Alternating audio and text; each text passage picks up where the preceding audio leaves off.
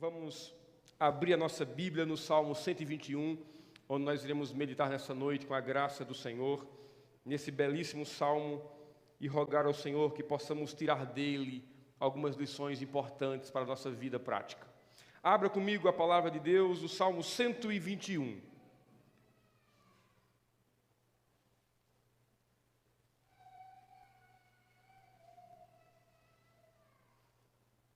Todos acharam?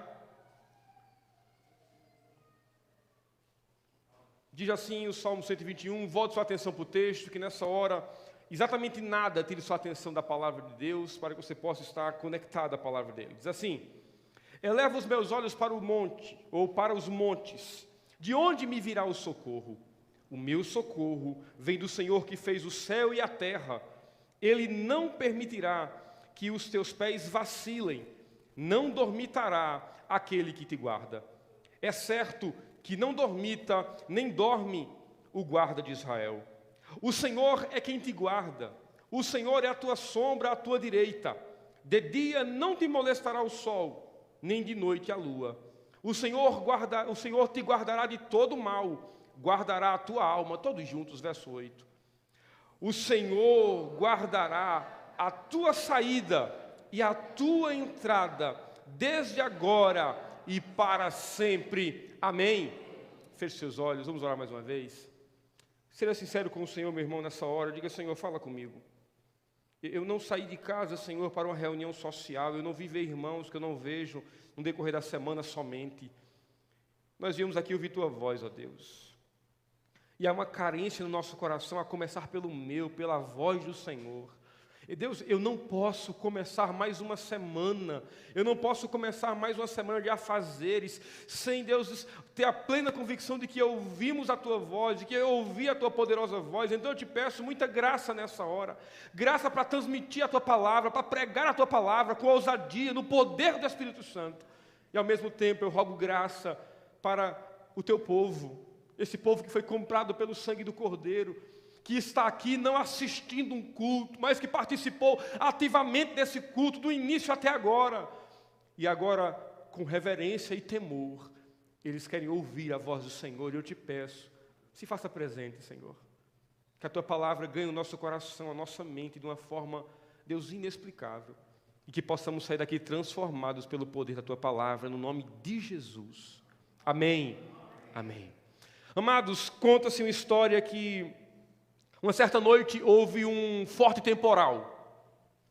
E esse forte temporal, o vento soprava com força, as luzes se apagaram, e uma família procurou refúgio no quarto mais seguro daquela casa. Aquele temporal lá fora gigantesco, essa família se abriga e fica na escuridão à espera que aquela tempestade acalmasse. Nesse inteirinho, o filho mais novo dessa família, Walter, desaparece. Eles começam a procurar ali perto, longe, a mãe começa a gritar pelo nome do filho, mas nada adianta. A família se mobiliza, começa a procurar naquela casa gigantesca e ninguém encontra Walter. Até que eles, procurando um pouquinho mais, eles encontram esse filho dormindo tranquilamente numa cama muito bem confortável. Momentos antes, Walter conversava com a sua avó na sala, antes da tempestade. E agora ele está dormindo ali, e quando acordam ele, perguntam como é que ele conseguia dormir mediante tamanha agonia, o escuro, mediante o vento forte que soprava. Ele olhou para a mãe, para o pai e disse: vovó me disse que Deus cuida de nós. Então eu pensei que poderia voltar e dormir tranquilamente. Irmãos, eu estou piamente convicto de que é de uma confiança sem limites em Deus que nós precisamos para a caminhada da nossa vida. Se nós, irmãos, tivéssemos uma confiança como a desse menino, de saber que Deus cuida em meio às tempestades dessa vida, nós evitaríamos muitos aborrecimentos nessa jornada. Muitas dificuldades seriam evitadas se nós resolvêssemos confiar em Deus, assim como essa criança confiava em Deus. O salmo, irmãos, que nós lemos nessa noite é o segundo salmo de uma coleção que particularmente eu sou muito apaixonado, que é os Cânticos de Romagem. Claramente, os irmãos já perceberam isso, pelas inúmeras vezes que já preguei nesses cânticos de romagem, é um apreço que eu tenho particular por essa seção de salmos. Você deve lembrar que a lei de Moisés mandava, exigia que os judeus, pelo menos uma vez por ano, eles se reunissem e fossem até Jerusalém, até o templo, para adorar ao Senhor, fazer as suas ofertas, os seus sacrifícios. Então, imagine você que quando chegava esse momento, quando estava próximo dessa festividade, as caravanas que eram montadas, as famílias se reuniam ali de toda parte da Palestina e ao redor da Palestina. Então eles se reuniam em caravanas e eles seguiam até Jerusalém numa viagem que poderia durar muitos dias. Imagine você que cada família deveria levar pelo menos um animal, então imagine que eles levavam animais para o sacrifício. As famílias iam juntos ali, eles deveriam com certeza dormir em tendas, suas tendas no começo da noite, passava a noite ali, quando amanhecia, eles desmontavam tudo e eles iam até Jerusalém. E a história conta, alguns estudiosos dizem que esses cânticos, os cânticos de romagem, eram cantados nessa peregrinação, nesses dias que durava essa viagem. Eles iam cantando esses salmos, chamados cânticos ou salmos de romagem. Esses salmos de romagem começam no Salmo 120 e eles vão até o Salmo 134. Obviamente, o Salmo 121, que nós lemos hoje, faz parte desse salmo, dessa coleção de salmos, que para mim, particularmente, é tão preciosa. É interessante porque o Salmo nos apresenta, o Salmo 121, ele nos apresenta um cenário perigoso para esses peregrinos. Volte sua mente e o seu coração novamente a esse entendimento. Veja, é uma viagem que dura dias. Então imagine que uma viagem dessa, que poderia durar dias, havia muitos perigos. O texto por si só nos dá alguns relances dos perigos que poderiam existir nessa caminhada. Você pode imaginar que um perigo que poderia ter ali era o perigo de salteadores, ladrões, que ficavam à espreita dessa data, que eles sabiam que a caravana ia passar por determinado local, então eles se colocavam estrategicamente para quando essa caravana passar, assaltá-los. Esse era um dos perigos que eles poderiam enfrentar. Mas não somente isso. Animais selvagens também poderia ser um perigo nessa jornada. Leões, ursos, poderiam claramente atacar aquele bando, aquela grande comitiva que estava indo para Jerusalém. O caminho também era um problema. Eles estão andando por um caminho e uma região de caminho íngreme, de um caminho montanhoso, com muitas pedras. Então, o revelar dos pés, ou resvalar dos pés, era algo muito comum. Um acidente claramente poderia acontecer nessa jornada. Como se não bastasse, o tempo também era um problema. O texto nos dá esse entendimento. Veja, o sol escaldante do dia poderia ser um problema para essa jornada. Imagine você, num período em que não existia a tecnologia que temos hoje, de protetor solar com fatores altíssimos. Eles deveriam ter, de alguma forma, alguma coisa que pudesse amenizar o calor, mas era um perigo. Nessa jornada, o sol escaldante era um perigo. À noite, o problema é o frio, extremamente, que acontece nas noites em lugares ermos como o deserto. Então perceba que esses poderiam ser os perigos que esses peregrinos e suas famílias iriam enfrentar nessa jornada. É um perigo gigantesco. Imagine você nessa viagem de dias, o tanto de riscos que esse povo estava suscetível a enfrentar. A pergunta que surge é: como se dá a nossa identificação, geração do século 21, com esse tipo de salmo? Claramente, irmãos, a nossa identificação com esse salmo, ou com essa sequência de salmos de romagem, dá-se pelo fato de que nós também somos peregrinos. Essa terra não é a nossa morada, nós também estamos em jornada até a nossa Jerusalém celestial, e um dia chegaremos lá. E claramente, não diferente desses peregrinos, nossa jornada também é marcada por muitos perigos. Você deve saber disso muito bem. Quantos perigos e quantas crises, quantos caminhos tortuosos, dificultosos você não tem enfrentado nessa jornada da vida. Nessa peregrinação que você está traçando até a Nova Jerusalém, você tem enfrentado dias difíceis e, com certeza, assim como esses peregrinos, muitos dias difíceis ainda virão. É por isso, irmãos, que o Salmo 121 é tão necessário para nós, nessa noite e nessa jornada. Porque o Salmo 121, irmãos, vem nos lembrar que devemos confiar, ou devemos buscar socorro em Deus, para toda e qualquer situação nessa vida, para que possamos continuar firmes nessa jornada, chamada peregrinação até a Nova Jerusalém. As palavras de John Bunyan, o grande escritor do Peregrino, aquele livro tão famoso, ela reflete bem esse apelo que o Salmo faz para que confiemos em Deus. Bunyan diz: comece do início, comece no início de Gênesis e leia até Apocalipse e veja se consegue descobrir alguém que confiou em Deus e foi abandonado. Que desafio extraordinário, irmãos. É por isso que nessa noite eu queria pensar com os irmãos sobre o seguinte tema: confiando em Deus na jornada da vida.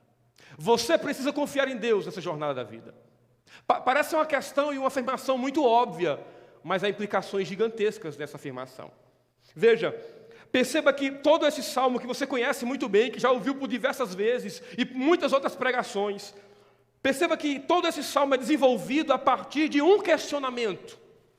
Por favor, projeta o verso primeiro, por gentileza.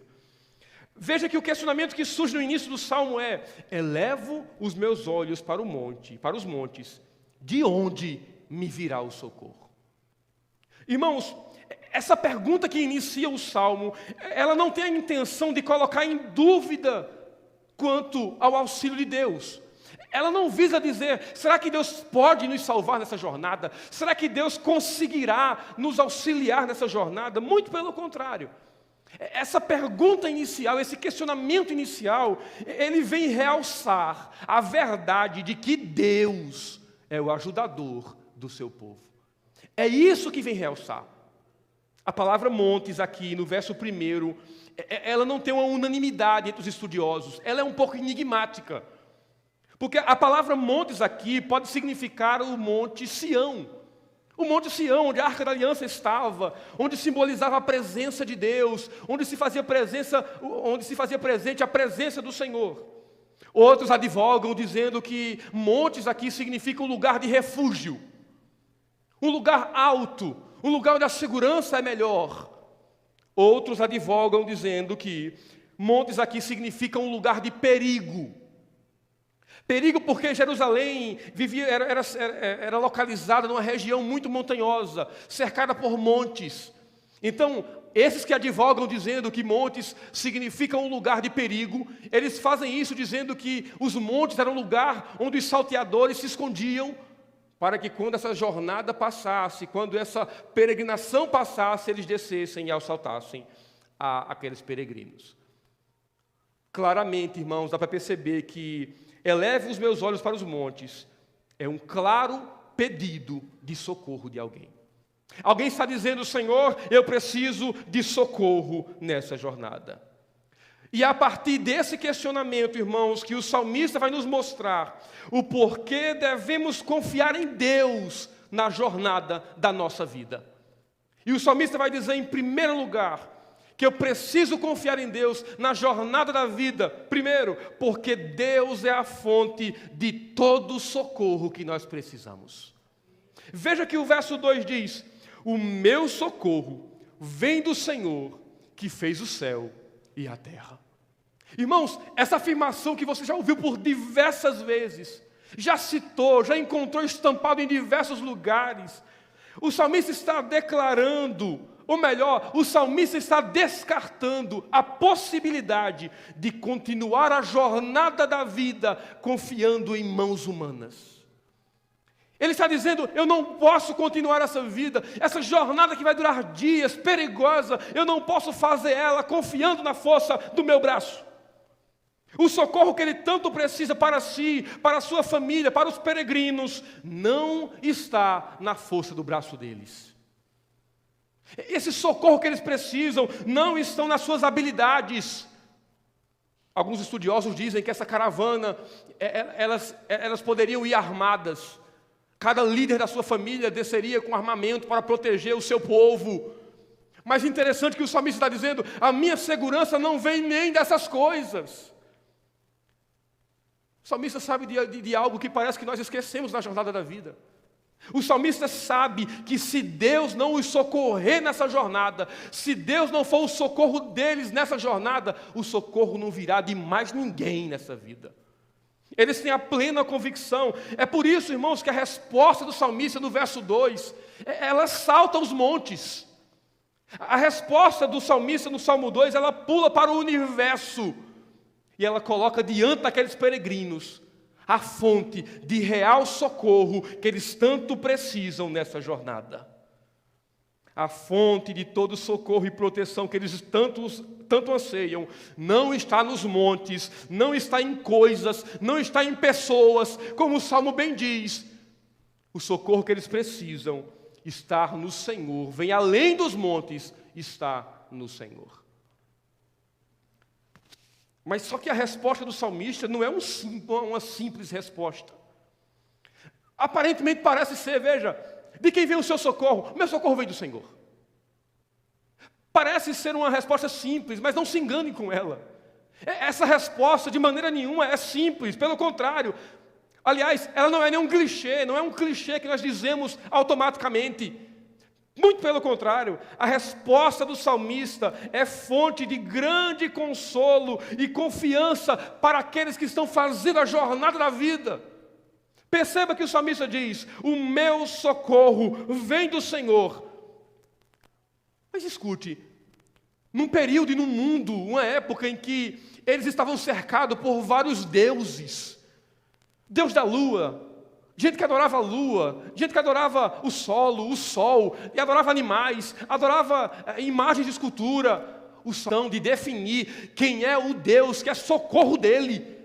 É por isso que essa resposta não é um clichê, não é uma resposta simplista. Ele diz: o meu socorro vem do Senhor. Que Senhor? O Senhor que fez os céus e a terra. Isso faz toda a diferença, meu irmão.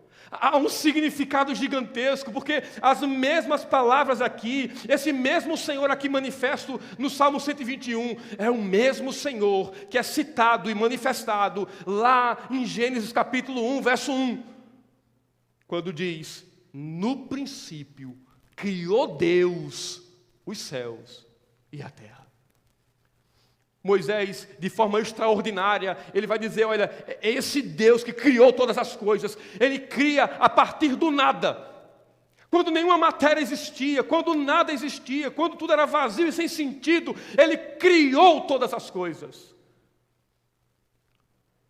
Parece que o salmista era um exegeta extraordinário, porque isso está muito claro na mente dele. Veja como é que ele pensa. Ele faz o seguinte pensamento, escute.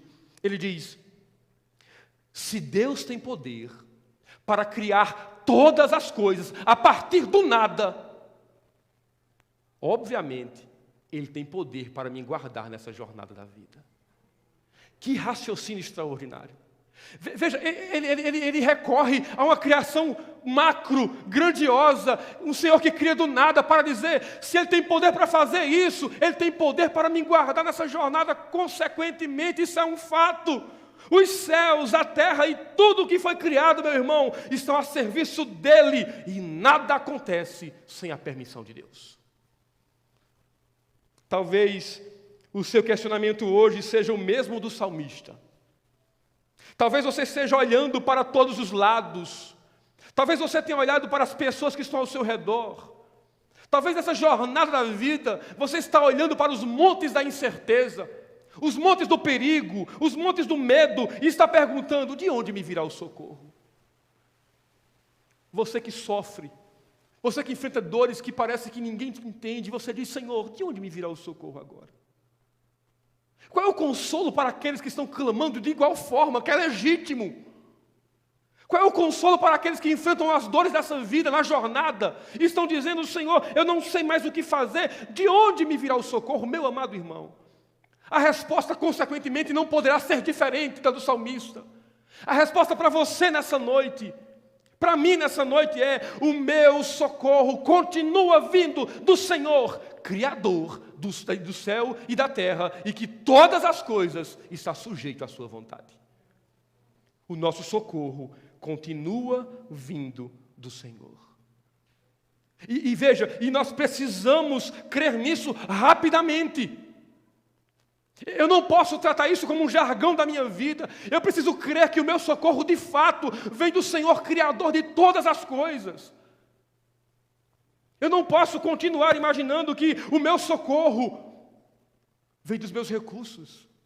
Eu não posso imaginar que na jornada da vida o meu socorro virá da minha sabedoria, das minhas habilidades, dos meus status, daquilo que eu faço humanamente. O seu socorro vem do Senhor Todo-Poderoso. Então descanse seu coração diante de todos os perigos e incertezas dessa vida, convicto de que o seu socorro vem do Senhor. Ele é a fonte de todo o socorro que nós precisamos. Segundo motivo pelo qual devemos confiar em Deus nessa jornada. Segundo motivo, irmãos, é porque Ele não é limitado pelas circunstâncias. Eu preciso confiar no Senhor nessa jornada, porque Deus não é limitado pelas circunstâncias da vida. Verso 3 e o verso 4, veja comigo. O verso 3 diz: Ele não permitirá que os teus pés vacilem.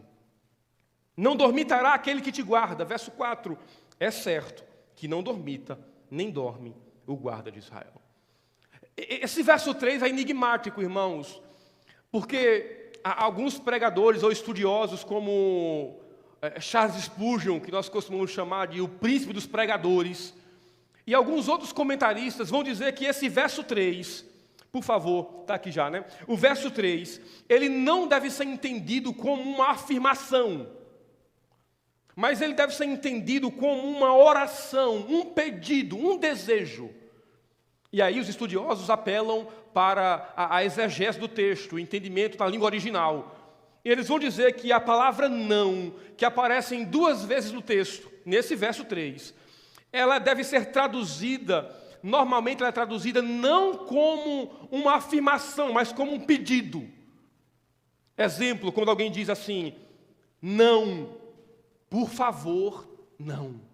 Eu estou pedindo que a pessoa não faça isso.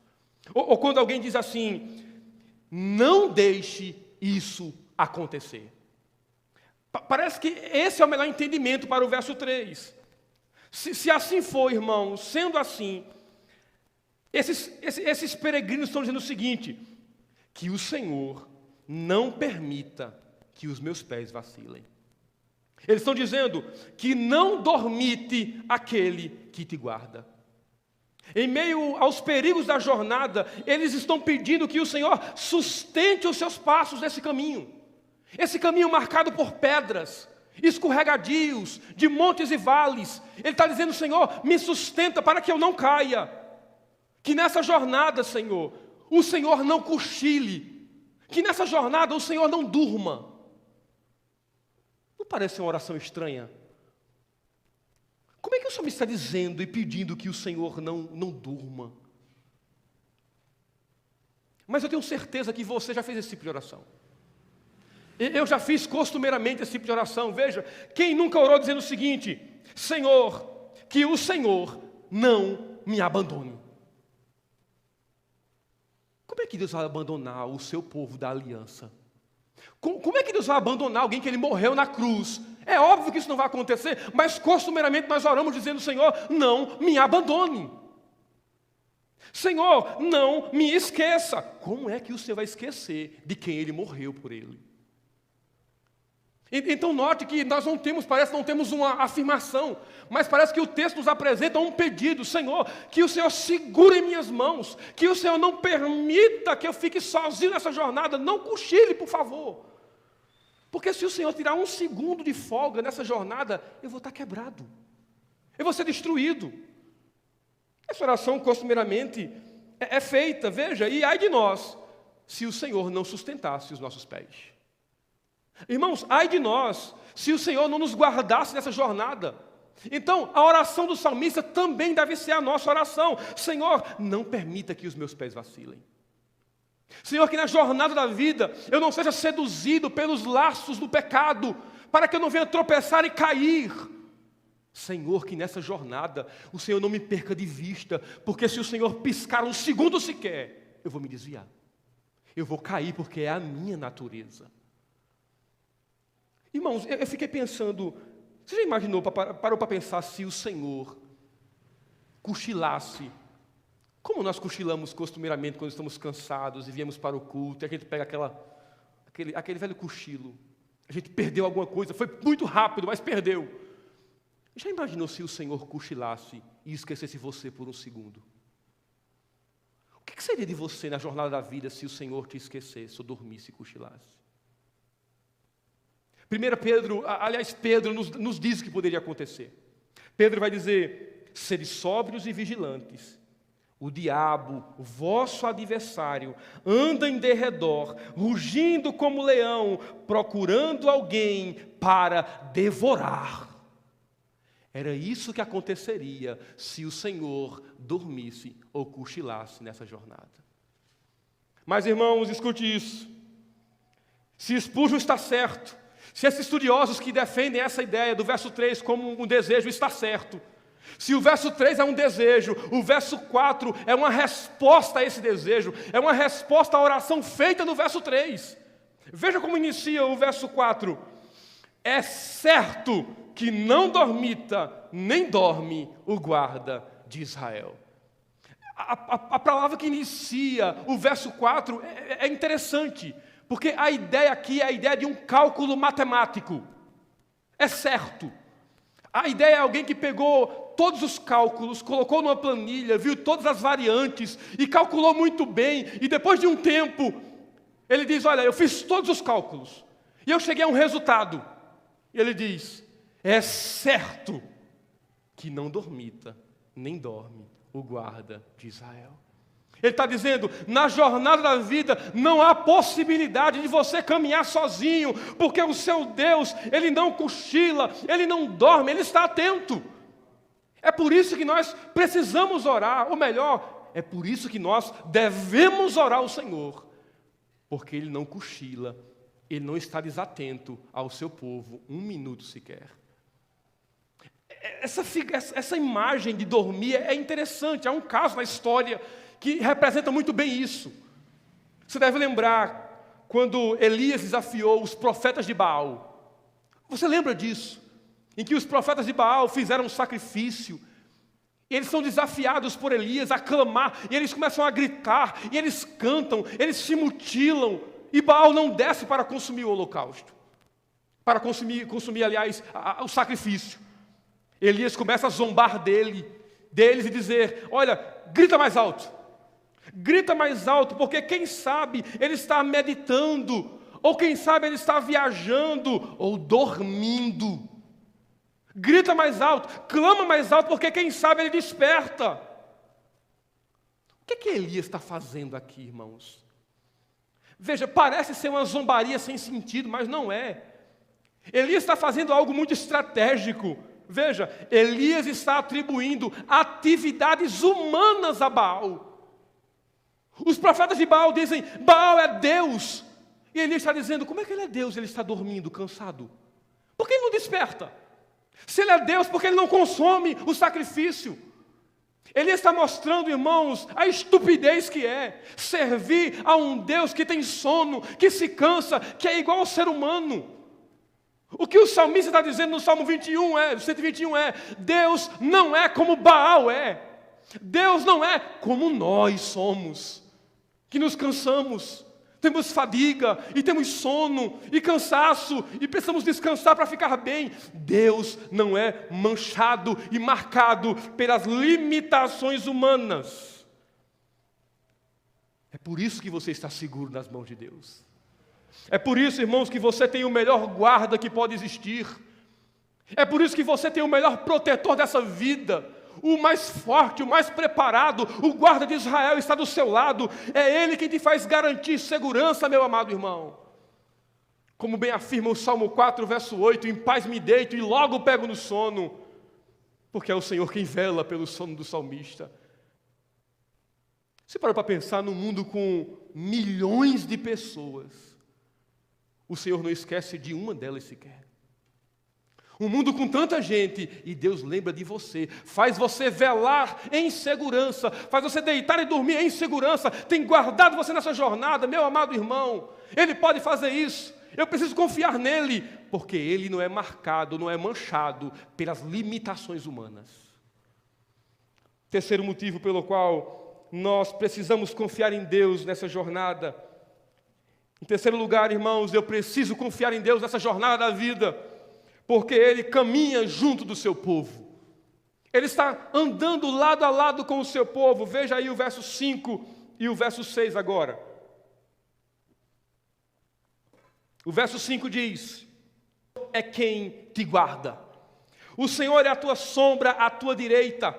De dia não te molestará o sol, nem de noite a lua. Perceba, meu querido, que cada vez mais o Salmo vai afunilando. Ele agora chega a mostrar um momento muito íntimo que o Senhor tem com o seu povo. Perceba que é isso que ele está fazendo, ele está mostrando esse relacionamento íntimo e profundo entre o protetor do seu povo e o povo. Perceba que aquele que protege, que foi falado desde o início do Salmo, nos versos anteriores, ele foi descrito por pronomes. Veja aí veja comigo o verso 3. Ele não permitirá que os teus pés vacilem. Um pronome. Não dormitará aquele que te guarda. Veja, verso 4, é certo que não dormita nem dorme o guarda de Israel. Mas agora o salmista muda isso. O salmista quer mostrar que Deus está muito próximo do seu povo. E ele vai dizer, veja, agora não é mais um pronome. Ele apresenta agora dizendo, veja, é Jeová quem te guarda. É o Senhor quem te guarda. O salmista quer mostrar essa proximidade que o Senhor tem com o seu povo. Não é mais apenas o guarda, não é mais aquele ou ele, mas é o próprio Jeová, é o próprio Deus que vem ao encontro do seu povo. Ele não mandou um querubim, um arcanjo, ele não mandou um anjo para proteger o seu povo nessa jornada. É Ele mesmo quem vem ao encontro do seu povo. É Ele mesmo quem desembainha a espada e luta em favor do seu povo. E essa proximidade, ela vai ser vista melhor pelas imagens que o Salmo nos apresenta. Tente ver essas imagens junto comigo. O salmista diz, o Senhor é a tua sombra, à tua direita. Você já imaginou que isso é fonte de grande consolo? Imagine para os peregrinos que estavam caminhando no deserto escaldante, que uma sombra era motivo de alegria. Imagine eles caminhando e encontrando uma sombra e parando para descansar. O salmista está dizendo, veja, Deus é essa sombra nesse calor escaldante de vocês. Ele é a sombra que está à direita de vocês. É a sombra que protege do sol escaldante, mas ao mesmo tempo é a sombra que não se aparta. Você já percebeu que quando a gente se movimenta rapidamente, a sombra nos acompanha. Essa imagem que o salmista tem é extraordinária. Ele está dizendo, de igual forma como a sombra não nos abandona, Deus está do nosso lado rapidamente para nos proteger. Mas ainda há uma segunda imagem que ele apresenta. E ele diz, de dia não te molestará o sol, nem de noite a lua. Essa proximidade dá-se, irmãos, porque os peregrinos poderiam ficar despreocupados, porque a proteção do Senhor era tanto refrescante em dias quentes, para protegê-los do sol escaldante, mas de noite, quando a temperatura baixasse e o frio viesse, era o Senhor que iria os aquecê-los e protegê-los nessa jornada. Lembra da saída do Egito? Eles estão caminhando dia e noite, e à noite eles contam com o auxílio do Senhor. A nuvem servia para iluminar o caminho, espantar as feras e aquecer do frio escaldante. Os peregrinos, irmãos, poderiam ficar despreocupados, porque Deus estaria muito próximo deles. Há uma canção que nós cantávamos antigamente, não tão antigamente assim, e essa canção dizia, Deus está perto de nós, chove o seu amor, reina o seu amor, Deus está perto de nós. A pura verdade, irmãos, É a pura verdade de um Deus que está caminhando junto conosco. O salmista quer claramente nos mostrar que na nossa jornada da vida, dia após dia, mês após mês, ano após ano, mudança após mudança, Deus continua do nosso lado. Ele não se apartou de nós em meio às inúmeras mudanças dessa vida. Em meio aos dias difíceis que temos enfrentado, Deus continua caminhando junto do seu povo. É por isso que eu posso confiar nele. É porque o Senhor caminha junto do seu povo. Você imaginou o privilégio que nós temos, amados irmãos? Você não está caminhando sozinho nessa jornada quando você sai para trabalhar. Você que trabalha em outra cidade, depende de transporte, o risco que ele toma. É o próprio Deus que está do seu lado. Ele não designou um arcanjo, um anjo. É Ele mesmo quem vai com o seu povo. É Ele mesmo quem caminha junto do seu povo, como a sombra que não se aparta. De dia e de noite, Ele promete nos guardar de todo e qualquer mal. Amém. O Salmo termina nos mostrando o último motivo pelo qual devemos confiar em Deus na jornada da vida. O Salmo termina dizendo que eu preciso confiar em Deus, porque Ele nos garante segurança eterna. Esse Salmo parece um funil, que começa no macro, e ele vai apertando, trazendo intimidade entre os peregrinos e o protegido, e agora ele fecha um ciclo. Esse Salmo agora, o Salmo caminha para o fim da sua canção, e a promessa agora avança, deixando as preocupações imediatas de lado. Lembre, quais as preocupações imediatas do salmista? Sol, calor, o caminho era um perigo para ele, os dias, essas preocupações imediatas agora ficam de lado. E agora, irmãos, abrange-se agora, o Salmo se abrange para mostrar agora a totalidade da existência. Não vai abranger mais agora as questões secundárias, as questões de preocupações rotineiras. Agora vai abranger a totalidade da existência. Verso 7 e verso 8, veja comigo. O Senhor te guardará de todo mal, guardará a tua alma. Verso 8, todos juntos. O Senhor...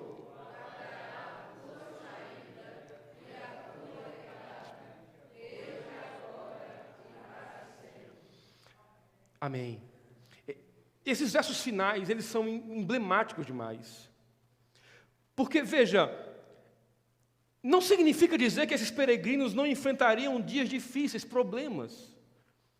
Eu não tenho como terminar esse sermão dizendo para você, meu amado irmão, você que confia em Deus, que tem o guarda de Israel como seu protetor, a sua vida vai ser marcada por vitórias sempre. Porque eu não sou a primeira pessoa que pisou nesse púlpito, nem você a última. E você sabe muito bem que não é assim que funciona. Quantas pessoas já pregaram nesse lugar dizendo para você que não é assim, a vida não é esse mar de rosa. E eu voltei aqui, estou aqui novamente para dizer para você, a vida não é esse mar de rosa que nós imaginamos que será. Esses versos finais não significam, irmãos, que nós e aqueles peregrinos não vão enfrentar dias difíceis. Não é isso que eles significam.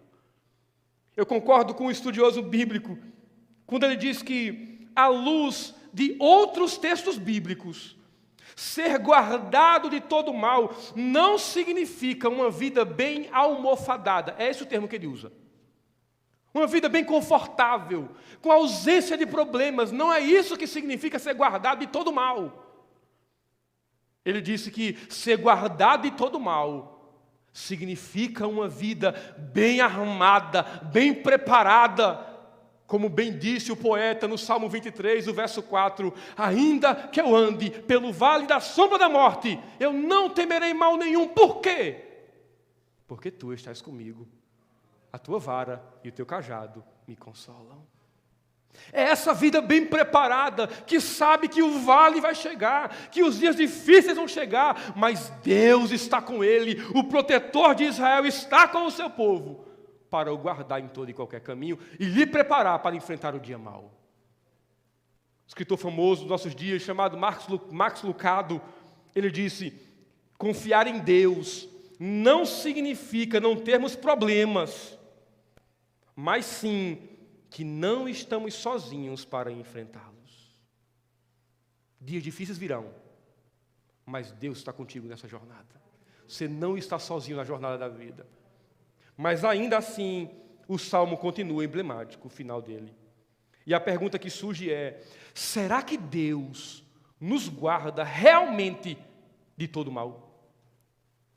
Será que Deus realmente guarda o seu povo de todo mal? Como é que eu entendo isso? Todo mal. Escute. Será que Deus guardou José de todo mal? A gente poderia dizer sim. Aí eu diria para você, ele ficou vários anos preso na cadeia, injustamente. Será que Deus guardou Noemi de todo mal? Você diria sim. Aí eu vou dizer para você, ela sepultou seu esposo e seus 2 filhos. Será que Deus guardou Davi de todo mal? Davi passou anos fugindo, escondido por causa de Saul. Será que Deus guardou o maior missionário da história, o apóstolo Paulo, de todo mal? Paulo foi perseguido, sofreu prisões, açoites, naufrágios. Como é que eu entendo essa sentença desse texto?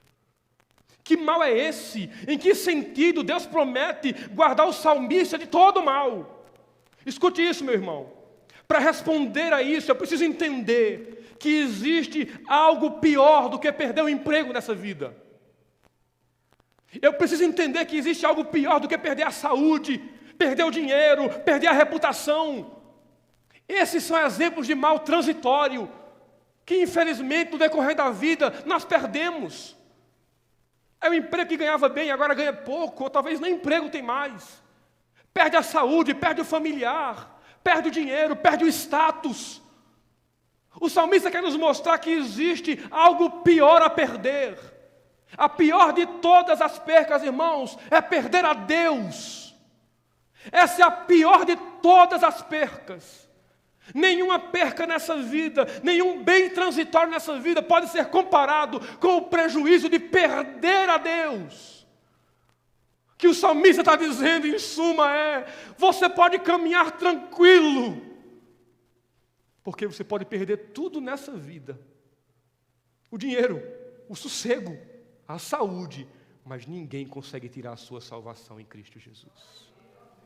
Você não pode perder a Deus mais. O mal supremo dessa vida não vai alcançar você. Então, é essa a sentença que tem que ser entendida. O Senhor te guardará de todo mal, ou seja, do mal supremo de perder a Deus. Você não vai perder a Deus nessa jornada. É assim que esse salmo termina nos mostrando. Que Deus nunca abandonou e nunca vai abandonar o seu povo.